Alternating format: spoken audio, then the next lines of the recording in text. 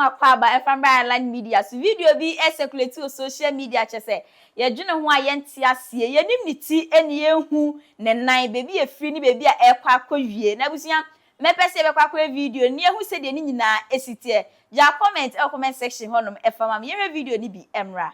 The financial sector continues to struggle despite the reportedly spending of 29.9 billion on the financial sector cleanup exercise up to date. Scant reserves were also left for debt servicing, despite implementing what may be considered the most severe and distressing economic policy in the annals of the Fourth Republic, if not in the entirety of our nation's history. And I'm referring to the domestic debt exchange program. This is in stark contrast to our actions in 2017 before we left office, when we allocated $250 million to the sinking fund handed over to the incoming government to service debts, Ghana's debts. There have been claims that buffers were left for debt repayments, oncoming debt repayment this year. Mr. Speaker, honorable members, let me give you the statement of account for the debt service reserve account, which is also popularly referred to as the sinking fund. This fund shows a balance of only $64,000 in the dollar account, $64,000 in the dollar account, and 143 million Ghana cedis in the CD account. The repercussions of the accumulation of debt and economic mismanagement will require extensive work and sacrifice to repair. In the next 4 years, to put things in context for you, Mr. Speaker, in the next 4 years, our debt servicing will amount to 280 billion cedis. And this comprises of 150 billion for domestic debt and 130 billion in external debt servicing. Our catastrophic debt position has also severely impacted infrastructural projects that should have been completed. Currently, there are 55 stalled projects due to the default of debt and subsequent restructuring, with a total value of $2.95 billion not disbursed. The stalling of these projects is expected to result in a cost overrun of about 15 billion cedis. Mr. Speaker, notwithstanding this gloomy background, I remain committed to leading this government and taking every necessary step to reset our economy, getting things back on track, and working with the good people of our country to build the Ghana we want.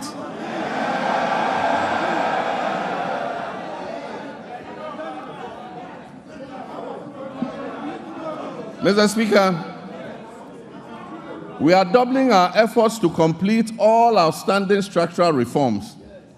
Through the budget, we will implement corrective measures to restore fiscal discipline and debt sustainability. We're also working hard towards completing the upcoming fourth review of the IMF-supported program. The review is scheduled from April 2nd to April 15th, 2025, and the IMF Executive Board is expected to approve it in June of this year. As we have done previously, we're also building buffers in the sinking fund and adopting prudent debt management practices to ensure prompt repayment of upcoming domestic and external debt maturities. In this respect, government successfully honored the matured coupon payment of $6.081 billion in cash and $3.46 billion in kind, which was due in February 2025 to all domestic debt exchange program bondholders, fully paid. Mr. Speaker, the good news is that we have also built additional buffers in the sinking fund to honor the maturing bonds that are due in July and August. And so bondholders can rest assured that they will be paid to the last pesewa, whatever is owed them. With the transparent and prudent measures we have implemented since taking over the administration of this country, I urge my countrymen and women, business owners, and foreign investors to trust our competence in turning our economic fortunes around. Mr. Speaker, since we took office on January 7, 2025, we have upheld our commitment to a fiscal consolidation agenda with a streamlined government. We have eliminated unnecessary expenditures and reduced our reliance on borrowing. Our prudent debt management practices have led to a substantial reduction in interest rates. The 91-day Treasury bill rate, which was 28.51% on January 6, 2025, has dropped to 24.48% as of February 24, 2025. Similarly, the 182-day Treasury bill rate, which was 29.07% as of January 6, 2025, has decreased to date to 25.388%. Mr. Speaker, the 364-day Treasury bill rate has also moved from 30.41% to 27.30% in the same period. We signed a Memorandum of Understanding with our Official Creditor Committee, OCC, to formalize the debt treatment agreed upon with our official creditors. This marks a crucial step towards Ghana's restoration of long-term debt sustainability. The agreement will enable financial resources to support and strengthen our economic recovery. Mr. Speaker, on February 20th, 2025, the National Tripartite Committee and the Public Services Joint Standing Negotiating Committee concluded negotiations on the 2025 minimum wage and base pay for the single-spine salary structure, respectively. I want to use this opportunity to reiterate my sincere gratitude to organized labor and the Ghana Employers Association for their understanding and cooperation in reaching this agreement on the minimum wage and the base pay. On the final day of negotiations, I enjoyed the privilege of joining my comrades, the leaders of organized labor, for the concluding discussions. I'm confident that the sacrifice we have all made this year will significantly benefit our economy's health in the future.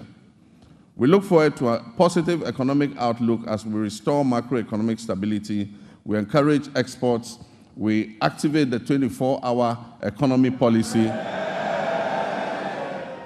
we implement the $10 billion Big Push policy for swift infrastructure development, we rationalize taxes and foster inclusive growth.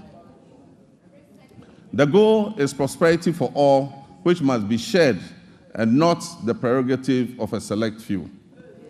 Mr. Speaker, in fulfillment of our 120-day social contract with the Ghanaian people, we have put in place the Planning Committee to host the National Economic Dialogue. This dialogue is expected to discuss the state of the economy and reach a consensus on the key policies needed to address the devastating economic crisis confronting us. It will support the development of a homegrown fiscal consolidation program, and it will highlight key structural reforms and policy priorities essential for resetting the economy and creating prosperity for all our people. I believe there's absolute wisdom in what our elders say, that two heads are better than one. Tikro and Kwejina. Consultation and consensus building have always proven to be better than unilateral decision-making. It is my hope, therefore, that our colleagues on the other side of the divide will display love of country and participate in this national dialogue, unlike the boycott of the Century Forum in 2014.